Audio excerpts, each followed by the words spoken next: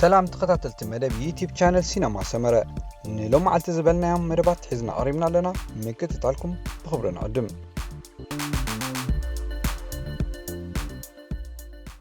إيرتراوين تقدمتي دانيال تخلى هيمانتون تسوم عقبة مريمن مالا فرنساويت كلا بيدال بيلوتنا لبيسوم نخك أرادمو نحاد عمت وعل فريمام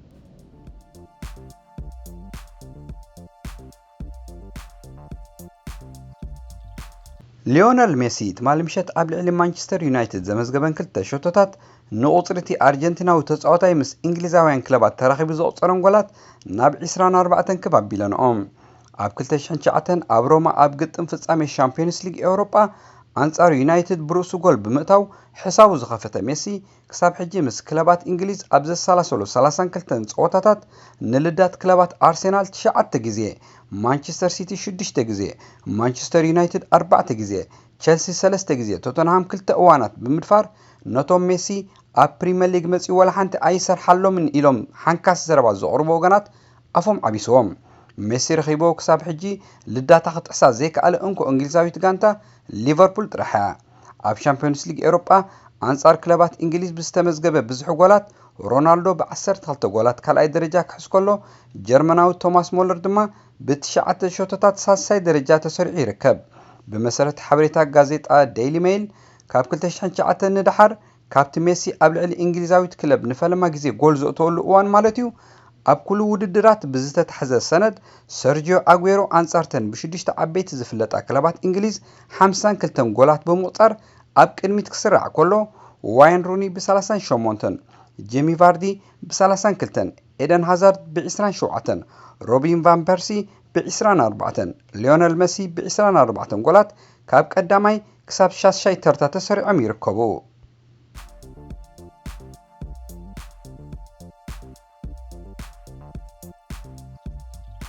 جوفنتوس تمالي باياكس امستردام زوررا سعرت كساراتات كسعبلا مجماريو زغلت زلو دروكوا دحرز سعرت واغا بركتاتا غانتا ب10 800 ميتاويت كمزنكي يغلط الو واغا بركتات اكس بانصارو ناشو 5 ميتاويت وسخ كرئ بمخالو اتا غانتا كساب 272 مليون يورو خدغمت اخيلوا جوفي نشوعات عمتات بتخاتاتالي نسكواديتو طليان كتعوتلو نخالت لعلي 100 مليون يورو زي لكف سموداو دموزون تصاويرا نكريستيانو رونالدو ممصا نشامبيونز ليج علامات ريحه غيرا نيرا نزق تعوتلو بزي مخالا دما باغو كسيرا تباهيلو يزغلت زلو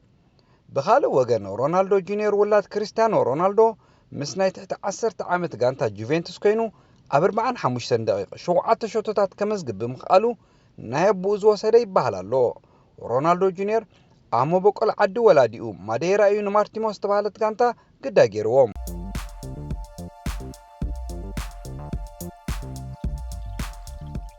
ابزنايت مال صوتا بشوتو ان جوفنتوس كم تكلف زغبره ماتياس دلخيت ابشحن 996 غانتو ان مود اتا غزي نغطمات فرق فصامي زبصحتلو غزي جينا ايتولدن يزنبره دحيرون عالم مصيو امودما امنوس ادميو كم حلقه غانتا خوينو مرحا مخالو كابوزحات وغنات نادا وحزو اخيلو والله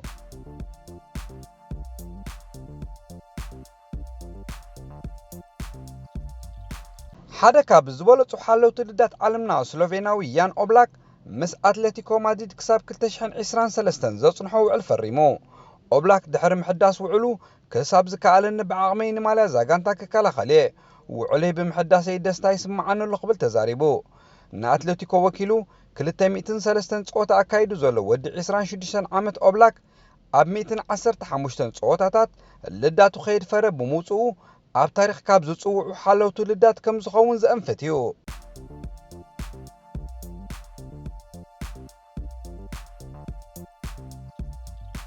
حالقا كانتا مانشستر يونايتد انجليزاوي اشليانغ كاب غزا دغفتو عليتاو صرف خمز وردو يغلص الله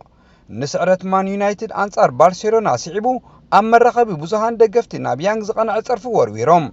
اپ وي هبي كبلون كلو غليوم ام بمصحف كقارصو ترايم زدما نيغرون مبال مخانيو بوزحات وغانات تويترن كالوت مرخبو بوزهانن نز غداي بوعتب كحزو تمحصينوم علو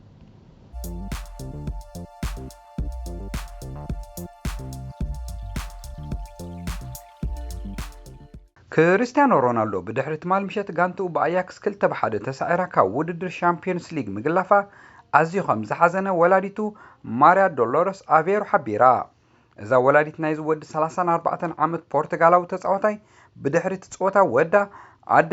ተኣምራት ክሰርሕ ኣይክእልን ከም ዝበላ ድሕሪ ምግላጽ ክሳብ መፈጸምታ ክበጽሕ ደልዩ ስለ ዝነበረ ኣዝዩ ሓዚኑ እንተኾነ ግን ጸገም የለን ኣብ ዝመጽእ ዓመት ክፍትን እዩ ብምባል ንዝመጽእ ዓመት ሓይሉ ከም ዝመጽእ ተንቢሃ።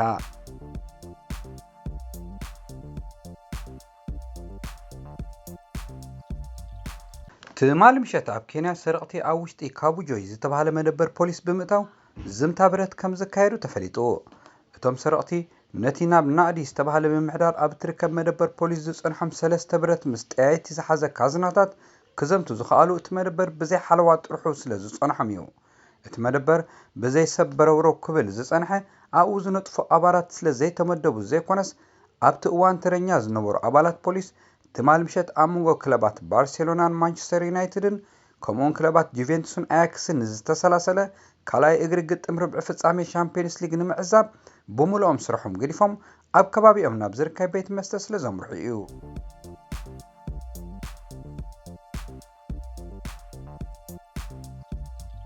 ኣብ ዜናታት ምስግጋር ተጻወቲ ክለብ ሮማ ንኣሰልጣኒ ቸልሲ ዝነበረ አንቶኒዮ ኮንተን ንህሉ ዓላሚ ቸልሲ ዘሎ ማውሪዚዮ ሳሪን ኣብ ዝመጽእ ዓመት ስፖርት ክትቆጽሮም ሓጺያቶም ተባሂሉ።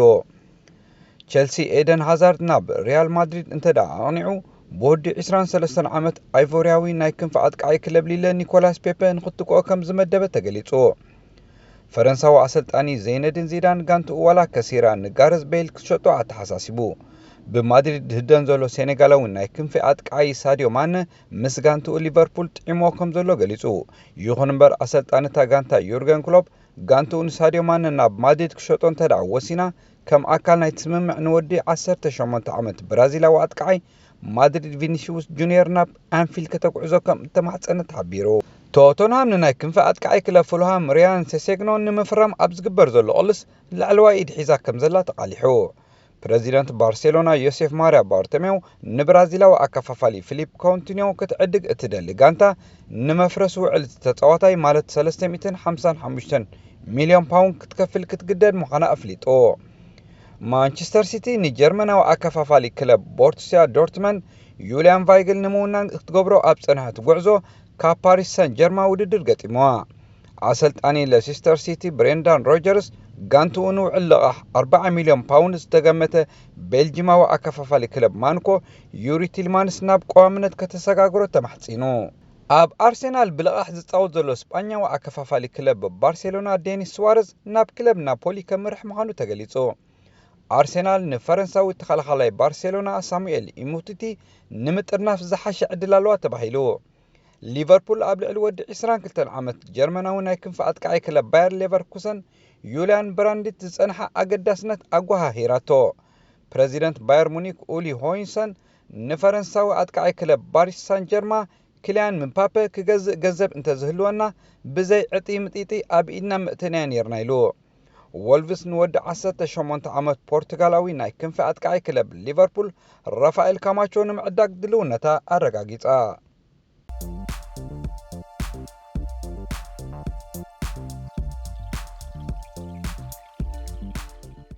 ግጥማት ርብዒ ፍጻሜ ቻምፒዮንስ ሊግ ኤሮጳ ንምምሸት ቀጺሉ ኣብ ዘምስየሉ ክለባት ሊቨርፑልን ቶተንሃምን ንክለባት ፖርቶን ማንቸስተር ሲቲን ዓልየን ናብ መድረኽ ግጥማት ፍርቂ ፍጻሜ ሓሊፈን። ቅድሚ ዕረፍቲ ኣብ ውሽጢ 21 ደቂቕ 5 ጎላት ዝተረኣየሉ ግጥም እንግሊዛውያን ክለባት ማንቸስተር ሲቲን ቶተንሃምን ካብ ንኩዕሶ እግሪ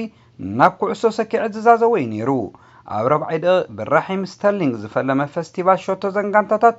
ኮርያዊ ሶን 3 ደቂቕ ጸኒሑ ኣብ ውሽጢ 2 ደቂቕ ንኩዕሶ ክልተ ግዜ ኣብ ሰኪዕ ሲቲ ብምውሓድ ንውጽኢት ናብ 2-1 ቀይርዎ። በርናርዶ ሲልቫ ብቕጽበት ግዜ ከይወሰደ ንሲቲ ከመዓራርያ ከሎ ስተርሊንግ ድማ ኣብ መበል 21 ደቂቕ ንዕኡ ካልአይቲ ንጋንትኡ ድማ 3-2 መሪሕነት ዘትሕዛጎሎ ቀፂሩ። ማንቸስተር ሲቲ ዋላ እኳ ብድምር ውጽኢት 3-3 ትኾን እምበር ናብ ፍርቂ ፍጻሜ ንኽትሓልፍ ገና ሓንቲ ጎል ትተርፋ ነይራ። ኣብ መበል 59 ደቂቕ ድማ ካብ ሰርጂዮ ኣጉዌሮ ረኺባታ። ይኹን እምበር ቶተንሃም ወላ ሞት ይኹን ኢላ ስለ ዘቕበፀት ኣብ መበል 73 ደቂቕ ሎሬንተ ብዘእተዋ ጎል ነቲ ውፅኢት ናብ 4-3 ኣፅቢባቶ ጾታ ድማ በዚ ውፅኢት እዚ ስለ ዝተዛዘመ ቶተንሃም ኣብ ዘይሜዳ ብዘእተወቶ ብዙሕ ጎላት ተሓጊዛ ብድምር ውፅኢት 4-4 ንግጥማት ፍርቂ ፍጻሜ ኣንጻር ኣያክስ ድልውቲ ኮይና ማንቸስተር ሲቲ ድማ በኣንጻሩ ኣብዚ ዓመት እዚ 4 ዋንጫ ንምውሳድ ክትገብሮ ካብ ፀንሐት ጉዕዞ ተገቲኣ ኣላ ሲቲ ኣብ ተወሳኺ 3 ደቂቕ ናብ ዝቕፅል መድረኽ እትሕኩራ ጎል ካብ ስተርሊንግ ረኺባ እኳ እንተነበረት ብመገዲ ቫር ግን ካብ ጾታ ውፃእ ተባሂላ ተሰሪዛ እዚ ፍጻሜ እዚ ድማ ነቶም ድራማቲካዊ ተሪኦ ኣጓኒፎም ሓጎሶም ዝጸንበሉ ተጻወትን ደገፍትን ሲቲ ዓብ መርዲኢ ነይሩ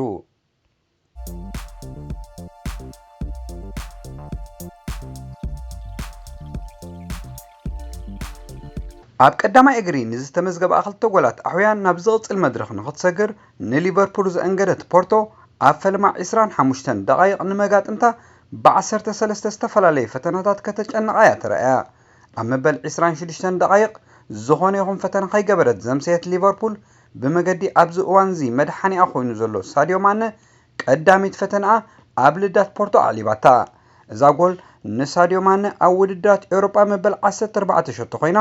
ኣብ ታሪክ ሊቨርፑል ምስ ኣያን ራሽ ብምትዕርራይ ብድሕሪቲ 21 ጎላት ዘውፀረ ስቴቨን ጀራርድ ካልኣይ ተርታ ሰሪዓቶ ሊቨርፑል ናይ ቀዳማይ እብረ መሪሕነታ ብድሕሪ ዕረፍቱን ብመገዲ መሐመድ ሳላሕ ሮቤርቶ ፈርሚኖን ፍርጅል ቫን ዲክን ስለ ዘራጎደቶ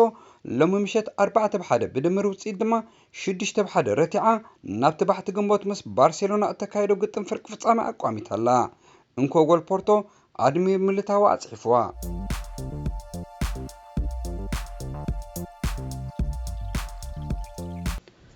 ክቡራት ተኸታተልቲ መደብ ዩቲዩብ ቻነል ሲነማ ሰመረ ንሎመዓልቲ ዝበልናዮም ፀብፀባት ስፖርት ኣብ ዝወዲና ኣለና ኣብ ቀጻሊ ብኻልእ የረኽበና ሰሰናዩ